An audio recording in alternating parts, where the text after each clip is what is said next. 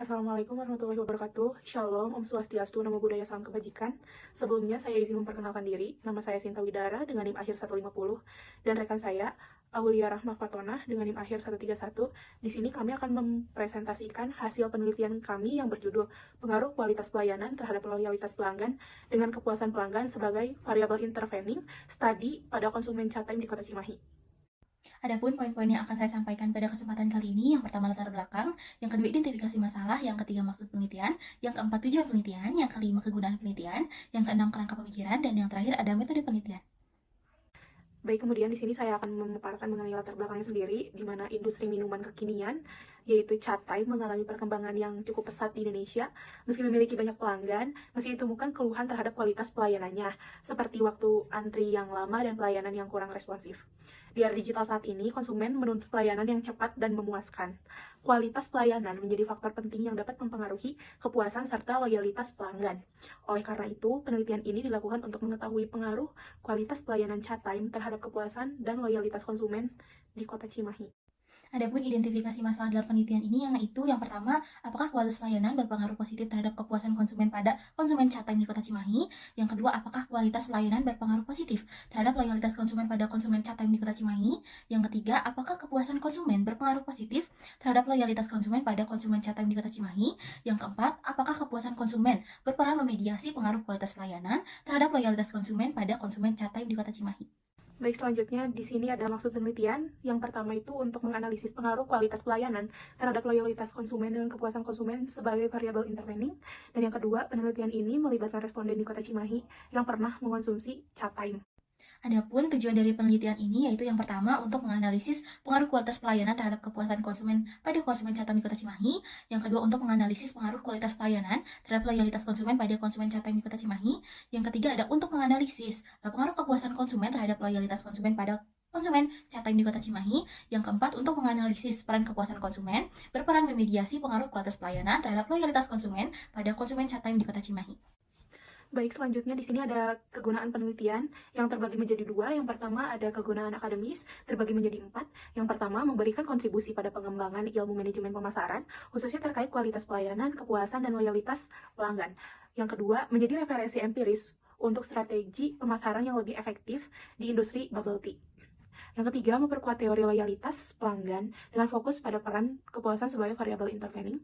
Dan yang terakhir, memberikan wawasan praktis bagi pelaku usaha untuk meningkatkan daya saing chat time. Di poin yang kedua, ada kegunaan praktis terbagi menjadi 2. Yang pertama, membantu chat time memahami faktor-faktor yang mempengaruhi loyalitas konsumen. Dan yang kedua, menjadi dasar dalam merancang strategi peningkatan kualitas layanan yang berdampak pada kepuasan dan loyalitas pelanggan. Selanjutnya untuk kerangka pemikiran dalam penelitian ini, kualitas pelayanan adalah ukuran sejauh mana tingkat layanan yang diberikan mampu memenuhi harapan pelanggan menurut Muzamil et al. 2024. Nah, sedangkan menurut Pulungan et al. 2023, kualitas pelayanan adalah pandangan konsumen terhadap hasil perbandingan antara ekspektasi konsumen dengan kenyataan yang diperoleh dari pelayanan. Untuk loyalitas pelanggan didefinisikan sebagai komitmen yang dipegang teguh untuk membeli kembali atau berlangganan kembali produk atau layanan yang disukai secara konsisten di masa depan. Meskipun pengaruh konstitusional dan upaya pemasaran berpotensi menyebabkan perilaku beralih. Derajat loyalitas sejatinya dimulai dengan penilaian yang sangat puas terhadap apa yang diterima pelanggan dari perusahaan menurut Chongqing 2019. Sedangkan menurut Sonatasia et al. 2020, loyalitas pelanggan ialah ikatan emosional yang mendalam yang mendorong individu untuk membeli kembali atau mempertahankan produk atau layanan tertentu di masa mendatang, terlepas dari potensi dampak keadaan eksternal dan inisiatif pemasaran yang mungkin menggoda mereka untuk mempertimbangkan penawaran alternatif.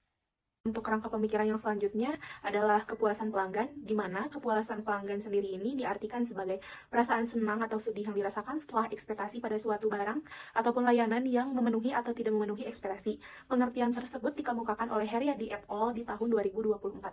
Sedangkan menurut Kotler dan Killer di tahun 2016 mengemukakan bahwa kepuasan adalah perasaan senang atau kecewa seseorang yang dihasilkan dari perbandingan antara kinerja produk yang dirasakan atau hasilnya dengan harapan mereka. Selanjutnya di sini ada hipotesis penelitian dan model konseptual dengan H1 kualitas pelayanan berpengaruh positif terhadap kepuasan konsumen, H2 kualitas pelayanan berpengaruh positif terhadap loyalitas konsumen, H3 kepuasan konsumen berpengaruh positif terhadap loyalitas konsumen, dan H4 kepuasan pelanggan berperan memediasi pengaruh kualitas pelayanan terhadap loyalitas pelanggan.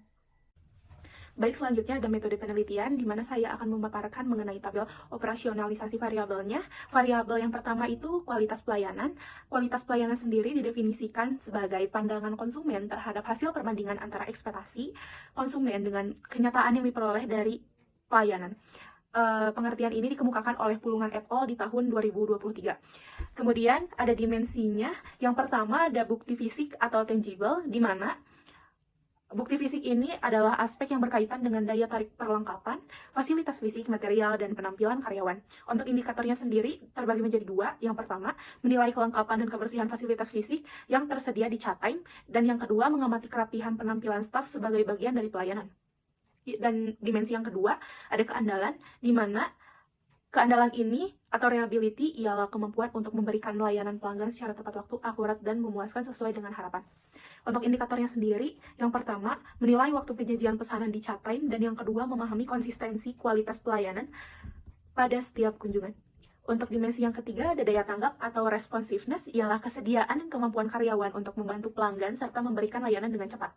Untuk indikatornya sendiri, terbagi menjadi dua. Yang pertama, menyadari kesigapan staf dalam merespon permintaan pelanggan, dan yang kedua, mengevaluasi staf dalam memberikan bantuan.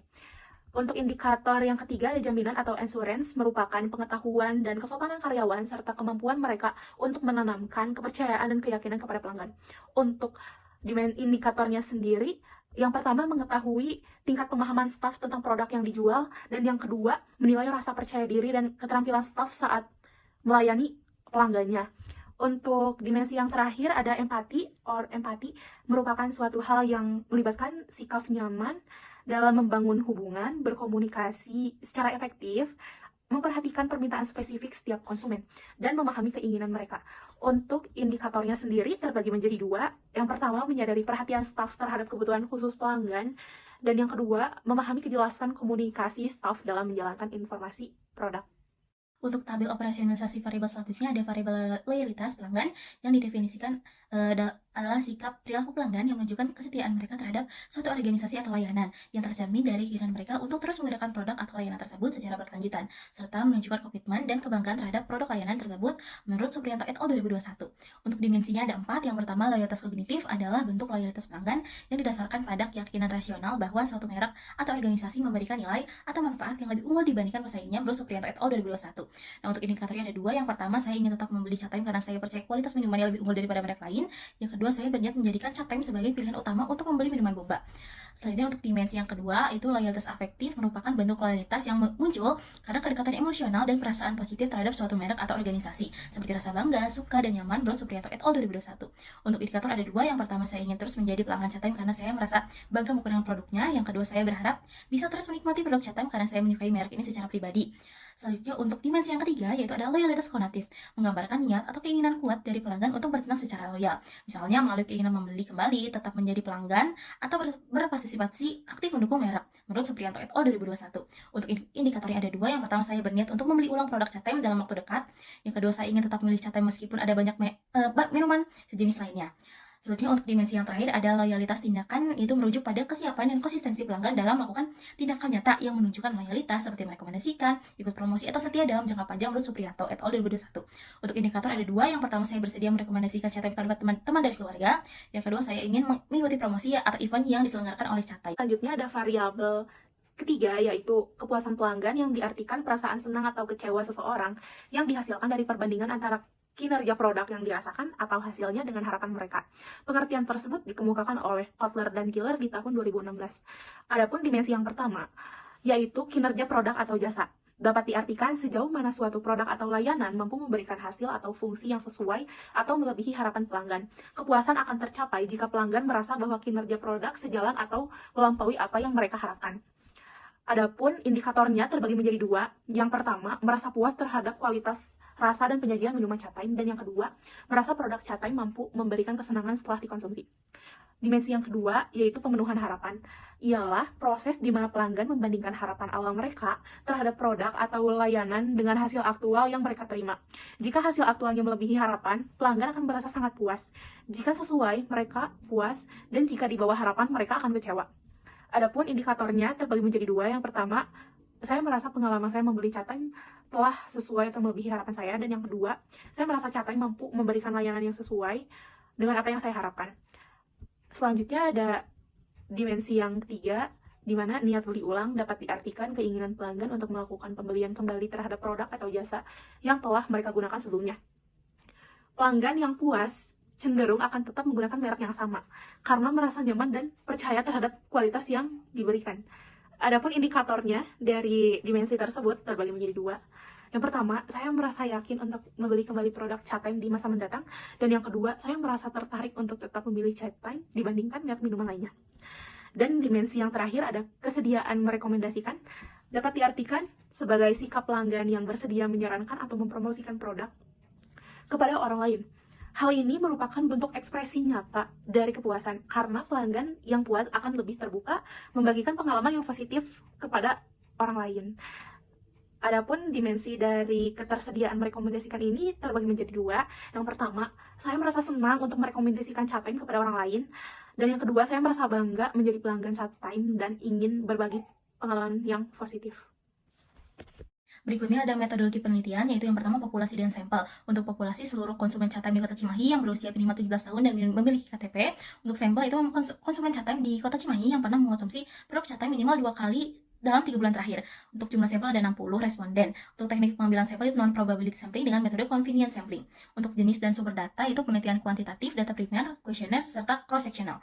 Untuk teknik analisis data itu yang pertama regresi linear, uji Sobel, uji asumsi klasik, uji normalitas, uji multikolinialitas, dan uji heteroskedastisitas. Untuk teknik dan pengumpulan data yaitu pengumpulan kuesioner, uji validitas, dan uji reliabilitas.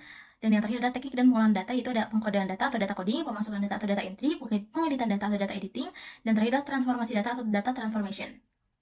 Demikianlah presentasi proposal penelitian yang dapat kami sampaikan. Kami menyadari bahwa penelitian ini masih memiliki banyak kekurangan, sehingga kami sangat mengharapkan saran dan masukan yang membangun dari Bapak atau Ibu dosen dan teman-teman semua. Semoga penelitian ini dapat bermanfaat dan memberikan kontribusi bagi pengembangan ilmu khususnya di bidang pemasaran. Terima kasih atas perhatiannya dan kesempatannya. Wassalamualaikum warahmatullahi wabarakatuh.